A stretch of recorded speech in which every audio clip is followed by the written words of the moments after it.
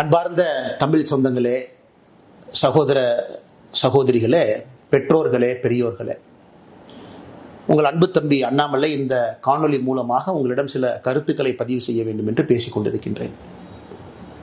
December 23ஆம் தேதி 2024 அண்ணா பல்கலைக்கழகத்தில் அங்கே படித்துக் கொண்டிருக்கக்கூடிய சகோதரிக்கு மிக மோசமான கோரமான ஒரு பாலியல் வன்கொடுமை நடந்தது நமக்கு தெரியும். 23ஆம் தேதி நடந்த அந்த பாலியல் வன்கொடுமை 24ஆம் தேதி 25ஆம் தேதி ஒரு குற்றவாளியை கைது செய்தாங்க. 25ஆம் தேதி காலையிலிருந்து ஒரு சாமானிய மனிதனாக உங்களைப் போல நானும் பேச ஆரம்பித்தேன். அதன் பிறகு படிப்படியாக சமூக வலைதள பதிவுகள், பத்திரிகை நண்பர்களை சந்தித்து தொடர்ச்சியாக பேசியதன் விளைவு 25ஆம் தேதி சாயந்தரம் ஒரு கைதை காமிச்சாங்க, ஞானசேகரன் என்கின்ற ஒரு மனிதனை. 25ஆம் தேதி இரவு ஞானசேகரன் யார், எந்த கட்சியை சார்ந்தவன், யாரோடெல்லாம் தொடர்பு இருக்கு, அதையும் உங்கள் முன்னால் நாங்கள் வச்சோம். எல்லா அரசியல் கட்சிகளுமே எடுத்து போராடினாங்க, பேசினாங்க. அதனால இது நான் அரசியல் பேச விரும்பல. முதல்ல நாங்கள் அது ஓட்டப்பந்தயம் கிடையாது. முதல்ல அண்ணாமலை தான் ட்வீட் போட்டான். அதை மாதிரி நான் ஒரு கீழ்த்தரமான அரசியல்வாதி கிடையாது. மாற்றம் வேண்டும் என்று விரும்பக்கூடிய உங்களை போன்ற ஒரு சாதாரண மனிதன். இன்னைக்கு நான் அதை பற்றி பேசுகிறேன். ஜனவரி மாதம் கடைசியில் உங்கள்கிட்ட சொல்லியிருந்த சில விஷயங்களை நான் CDR, கால் டீடைல் ரெக்கார்ட் ஆதாரத்தின் அடிப்படையில் உங்கள் முன்னால் வைக்கப் போகின்றேன். இன்னைக்கு பேச வேண்டிய நேரம் வந்துருச்சு. 25ஆம் தேதி கைது செய்யப்பட்ட பிறகு பல விஷயங்கள் நம்ம பார்த்தோம். FIR கசிய விடப்பட்டது. 27ஆம் தேதி நான் ஒரு அறப்போராட்டத்தை முன்னெடுத்தேன். அதன் பிறகு அண்ணா பல்கலைக்கழகம் சில விஷயங்கள் செஞ்சாங்க. நாங்கள் செக்யூரிட்டி அது பண்ணுறோம், நாங்கள் டைட்டன் பண்ணுறோம். சென்னை உயர்நீதிமன்றம் SIT-யை போட்டு கண்காணிக்க ஆரம்பித்தாங்க. இன்னைக்கு 5 மாதங்கள் கழித்து தீர்ப்பு வந்திருக்கு. முக்கிய குற்றவாளியாக இருக்கக்கூடிய, ஒரே குற்றவாளியாக இருக்கக்கூடிய ஞானசேகரனுக்கு 30 ஆண்டு காலம் கடுங்காவல் தண்டனை. இன்னைக்கு நம்ம அன்னைக்கு கேட்ட அதே கேள்வி இன்னைக்கு கேட்கிறோம். ஞானசேகரன் முக்கிய குற்றவாளி, தீர்ப்பு கொடுத்துருக்கிறீங்க, துரிதமாக இன்வெஸ்டிகேட் பண்ணியிருக்கிறீங்க, 30 வருஷம் ஜெயில் தண்டனை வாங்கி கொடுத்துருக்கிறீங்க. எல்லாருக்குமே சந்தோஷம் தான். இருந்தும் நமக்கு தெரியும், அந்த குழந்தைக்கு, பாதிக்கப்பட்ட சகோதரிக்கு அந்த கண்ணீர் துளிக்கு நியாயம் கிடைக்குமானா எப்பவுமே கிடைக்காது. பட் இருந்தும் அரசு அந்த வேலையை செஞ்சிருக்கு. ஆனால் அரசு அந்த வேலையை முழுசா செஞ்சிருக்கா அப்படிங்கிறத முதல்ல இருந்து கேட்கிறோம். நான் அதைத்தான் உங்கள் முன்னால் நான் பேச போறேன். 24ஆம் தேதி 23ஆம் தேதி இரவு பாலியல் வன்கொடுமை நடந்தது. 24ஆம் தேதி இந்த ஞானசேகரனை கோட்டூர் காவல் நிலைய அதிகாரிகள் கைது செய்யறாங்க, வெளியே விட்டுறாங்க. 25ஆம் தேதி சாயந்தரம் மறுபடியும் கைது பண்றாங்க. இதை உங்கள் முன்னால் இன்னைக்கு நான் வைக்கிறேன். ஏன் விட்டாங்க, இதுல யாரெல்லாம் சம்பந்தப்பட்டிருக்கிறாங்க, எதற்காக திராவிட முன்னேற்ற கழகத்தில் சில தலைவர்களுக்கு பதட்டம், எவிடன்ஸை எங்கேயெல்லாம் அளித்திருப்பதற்கான வாய்ப்பு இருக்கு. இன்னைக்கு உங்கள் முன்னால் நான் பேசுவதற்காக இந்த பேப்பரையும் பயன்படுத்துறேன். காரணம், நான் பேசக்கூடிய விஷயத்தை தெளிவா அவங்ககிட்ட சொல்லணும். ஞானசேகரனை பொறுத்தவரை கிராவிட்டி பிரியாணி என்கின்ற ஒரு கடையை நடத்தி வருகின்றான். அன்னைக்கு சம்பவம் நடந்த பொழுது கையில் இருந்த அலைபேசி எண் 9042977907. இதுதான் ஞானசேகரன் பயன்படுத்திய மொபைல் நம்பர். அரசு வழக்கறிஞர் சொல்லியிருக்கிறாங்க, 23ஆம் தேதி அந்த சம்பவம் நடந்த பொழுது ஞானசேகரனுடைய மொபைல் போன் ஃபிளைட் மோட்ல இருந்துச்சு. 8:52 வரை நைட்டு அது ஃபிளைட் மோட்ல இருந்துச்சு. உண்மைதான், அது ஃபிளைட் மோட்ல தான் இருந்துச்சு. CDR-ம் அதைத்தான் சொல்லுது. நான் இன்னைக்கு தொடர் கேள்விகள் திமுக அரசு, குறிப்பாக முதலமைச்சர்கிட்ட கேட்கிறேன். முதலமைச்சர் வீட்டில் பெண் குழந்தைகள் இருக்கிறாங்க. ஐயா மு க ஸ்டாலின் வீட்டில் பெண் குழந்தைகள் இருக்கிறாங்க. இன்னைக்கு அவர் நேரடியாக நம்ம கிட்ட சொல்ல வேண்டிய கடமை கட்டாயம் அவருக்கு இருக்கு. அந்த பிளைட் மோடில் இருந்து வெளியே வந்த ஞானசேகரனுடைய போன் 8:52க்கு பிறகு பிளைட் மோட்ல இருந்து வெளியே வந்த போன், முதல் போன் கால் ஞானசேகரன் யாருக்கு பண்ணாங்கன்னா 8:55க்கு ஒரு காவல்துறை அதிகாரிக்கு தான் முதல் போன் காலே பண்றாரு. அந்த சம்பவம் முடிஞ்சு அண்ணா யூனிவர்சிட்டி அந்த சம்பவ இடத்துல தான் இருந்தாரா, கேட்டுக்கு வந்தாரா எனக்கு தெரியாது. 8:55க்கு ஞானசேகரனுடைய தொலைபேசியில் இருந்து ஒரு போலீஸ் ஸ்டேஷனை நிர்வகிக்கக்கூடிய ஸ்டேஷன் ஹவுஸ் ஆபீசர், அந்த ரேங்க்ல இருக்கக்கூடிய சப் இன்ஸ்பெக்டர், இன்ஸ்பெக்டர் ரேங்க்ல இருக்கக்கூடிய அதிகாரிக்கு சம்பவம் முடிந்த பிறகு முதல் போன் கால் ஞானசேகரன் பண்றார். காவல்துறையின் மீது பெரும் மதிப்பு நான் வைத்திருக்கின்றேன் எல்லாருக்கும் தெரியும். அன்னைக்கு அந்த காவல்துறை அதிகாரினுடைய பெயரையும் அவர் பதவியும் அவருடைய மொபைல் நம்பரை இன்னைக்கு நான் வெளியிடல. 48 மணி நேரம் கழித்து அரசு என்ன பதில் சொல்றாங்கன்னு பார்த்துட்டு நான் வெளியிடுறேன். 8:55க்கு காவல்துறை அதிகாரிக்கு செஞ்ச முதல் போன் கால் எதற்காக? அந்த காவல்துறை அதிகாரி 6 நிமிடம் கழித்து 9:01 திரும்ப ஞானசேகரனுக்கு அந்த காவல்துறை அதிகாரி கூப்பிடுறார். எதற்காக? சோ குற்றம் செஞ்ச பிறகு அக்யூஸ்ட் கூப்பிடுற முதல் ஆள் லோக்கல்ல இருக்கக்கூடிய ஒரு காவல்துறை அதிகாரி. விசாரிச்சீங்களா? காவல்துறை அதிகாரிக்கு என்ன ரிப்போர்ட்டிங் என்ன ஞானசேகரன் பண்றான்? குற்றம் செய்த பிறகு அது சார்ஜ் ஷீட்ல கொண்டு வந்தீங்களா? அதிகாரிக்கும் இவனுக்கும் இதுக்கு முன்னாடி ஏதாச்சும் தொடர்பா இருக்கா? ஏன் நான் திரும்ப திரும்ப கேட்கிறேன்னா, மே 14 ஞானசேகரன் மீது 2வது எஃப்ஐஆர் சிபிசிஐடி ரெஜிஸ்டர் பண்ணிருக்காங்க. December 23 offence first FIR. இது போன்ற இன்ன பெண்கள் பாதிக்கப்பட்டிருக்கின்றார்களா? அண்ணா யூனிவர்சிட்டியில் ஒரு கேஸ் மட்டுமா, இன்னும் மல்டிபிள் கேசஸா? இதே மோடஸ் ஆபரண்டியை பயன்படுத்தினானா? சோ அரசு என்ன பண்றாங்க? மே 14 வெளியே ரெஜிஸ்டர் பண்ண எஃப்ஐஆரையும் சீக்கிரட்டா வச்சுட்டாங்க. நமக்கு சொல்லல. பாலியல் வன்கொடுமை மற்றும் ஒரு வழக்கு ஞானசேகரன் மீது மே 14 சிபிசிஐடி, அது எந்த ஸ்டேஜில் இருக்குன்னு யாருக்கும் தெரியும். அதனாலதான் அந்த கேள்வியை கேட்கிறேன். இதுல முக்கியமான விஷயம், 24 குற்றம் செய்த பிறகு அடுத்த நாள் ஞானசேகரன் என்ன செய்யறான்? சிடிஆர் பொறுத்த வரைக்கும் பிஹேவியர் எப்படி இருக்கு? அந்த பகுதி 170வது பிளாக் வட்ட செயலாளர், ஒரு முக்கியமான திராவிட முன்னேற்ற கழகத்தினுடைய மூத்த தலைவர் கோட்டூர் சண்முகம். கோட்டூர் சண்முகமும் ஞானசேகரனும் அன்னைக்கு 24 காலையிலிருந்து சாயந்தரம் வரைக்கும் 6 முறை பேசுறாங்க. நீங்க கேட்கல, என்னங்க அரசியல் கட்சியில் 2 பேர் இருக்கிறாங்க பேசலாம்? இல்லைங்க, அதுக்கு முன்னாடி ஒரு வார பேட்டர்ன், அதுக்கப்புறம் ஒரு வாரம் இருக்கக்கூடிய பேட்டர்னை வச்சு நான் அனலைஸ் பண்ணி சொல்றேன். 24 காலை 7:27 முதல் கால் துவங்குது. 4:01 PM வரைக்கும், சாயந்தரம் 4 மணி 1 நிமிடம் வரை 5 முறை பேசுறாங்க 2 பேரும். அதன் பிறகுதான் ஞானசேகரன் போலீஸ் ஸ்டேஷனுக்கு கூட்டிட்டு போறாங்க, கோட்டூர் போலீஸ் ஸ்டேஷனுக்கு. ஒரு 4 மணி நேரம் பேசல. அந்த நேரத்தில் ஞானசேகரன் காவல் நிலையத்துக்குள்ள வச்சிருக்கணும்.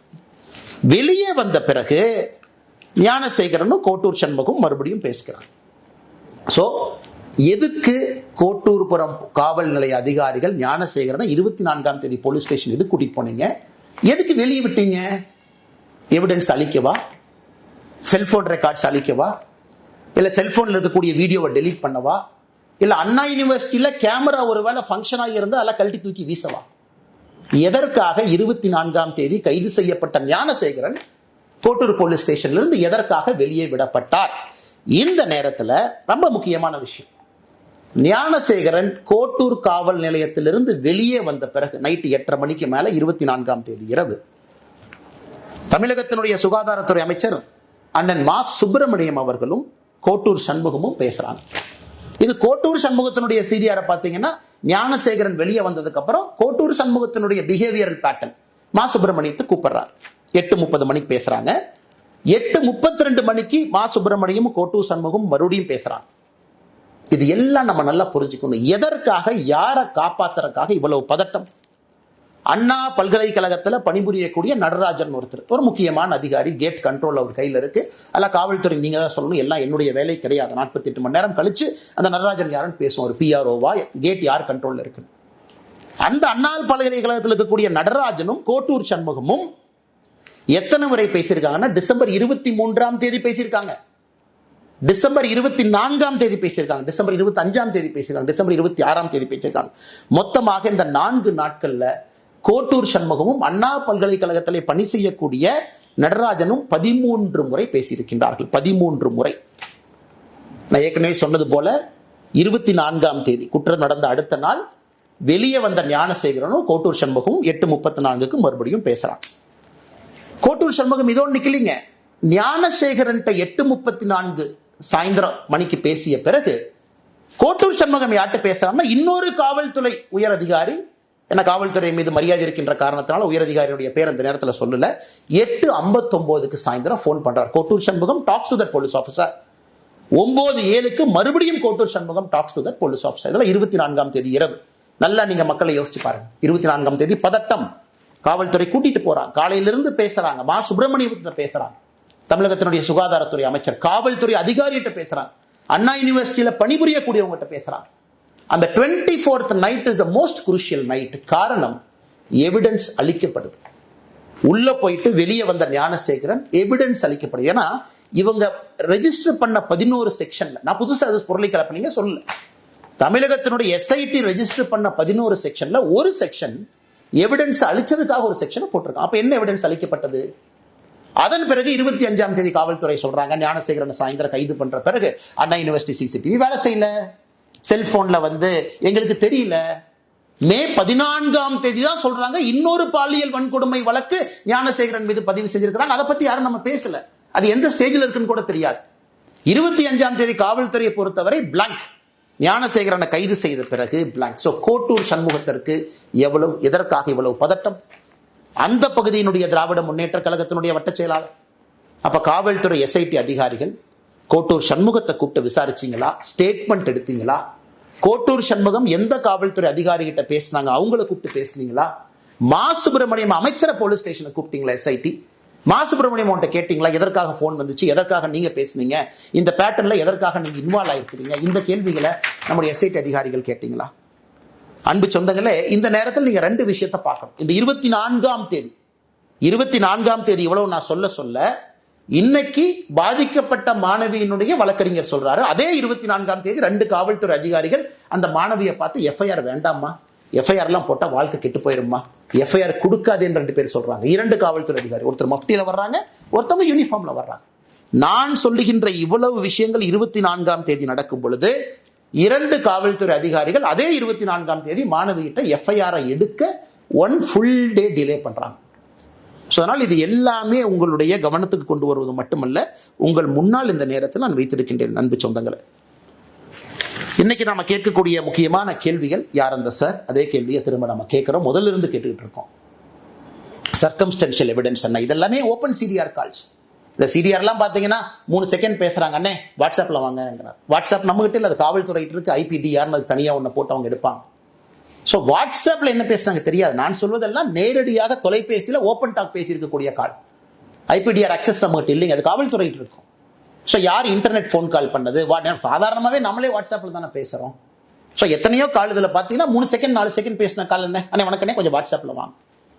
கோட்டூர் சண்முகம் விசாரிக்கப்பட வேண்டிய நபர். தமிழகத்தினுடைய சுகாதாரத்துறை அமைச்சர் மா சுப்பிரமணியம் விசாரிக்கப்பட வேண்டிய நபர்.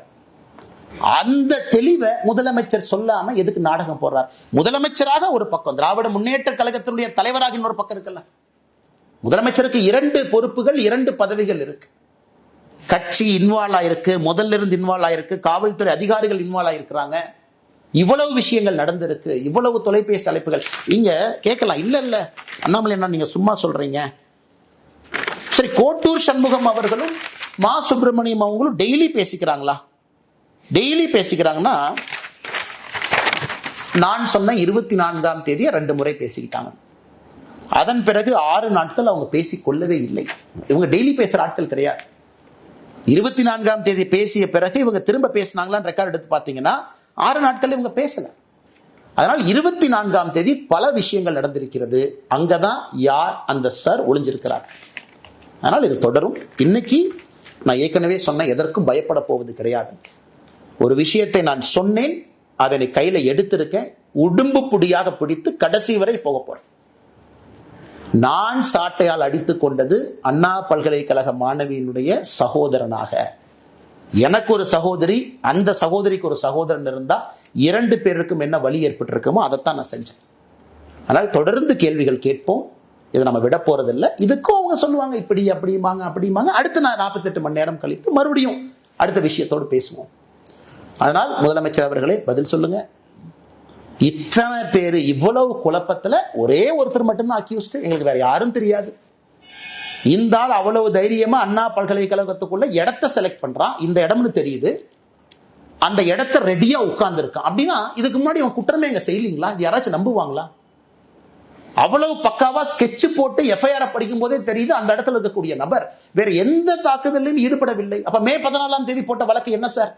யார் இந்த விக்டிம்? அண்ணா பல்கலைக்கழக மாணவிய விக்டிமா, இல்ல இதே ஞானசேகரன் இன்னொரு இடத்துல இருந்தாரா? அதனால் கேள்விகள் தொடர்ந்து கேட்போம். இவங்க ஆளுங்கட்சியினுடைய யாரெல்லாம் சம்பந்தப்பட்டிருக்கிறாங்க, பதவிகளை யார் தவறாக பயன்படுத்தினாங்க, காவல்துறையுடைய கையை யார் கட்டி போட்டார்கள், 24ஆம் தேதி ஞானசேகரனை வெளியே கொண்டு வந்து குரூஷியல் எவிடன்ஸ் அளிப்பதற்கு யாரெல்லாம் உடந்தையாக இருந்தார்கள், என்னை பொறுத்தவரை அவர்களும் குற்றவாளிகள் தான். அதுலதான் அந்த யார் என்கின்ற சார் ஒளிஞ்சிருக்கிறார். வணக்கம், நன்றி.